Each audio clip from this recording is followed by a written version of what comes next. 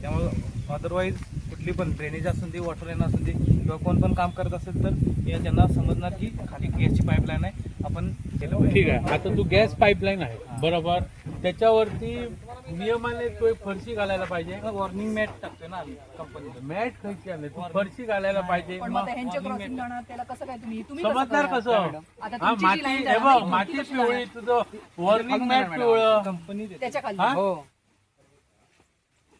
ते तुमच्या याच्या टेंडर मध्ये मॅडम काय आहे ते बघा, चेक करायला पाहिजे. चेक करा. नाही तर आमका चेक करू लावू नको. वर्दी माहितीच आहे. हा मग बघूया बघूया, तुमच्या समोर सांगितलं ना, बघूया. नाही झालं सांगून द्या काय झालं एक्झॅक्टली, काय झालं एक्झॅक्टली ते सांगा. कुठलं काय झालं, कुठल्यानंतर काय इंजिनियर झालं. बोल, काय झालं? हवा फक्त बाहेर पडली. हवा बाहेर पडली आणि काय झालं, आवाज आला, आवाज नाही काहीच नाही, फक्त हवा बाहेर पडली. हवेचा हवा. कारण तो नॅचरल गॅस गॅस हवेमध्ये विरघळतो गॅस. हा.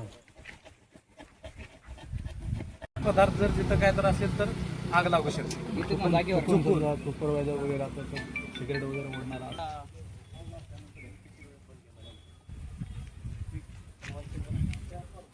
चेंबर तुम्ही बंद केला म्हणजे इथे त्यावेळी होतं का, तुम्हाला कळलं कधी?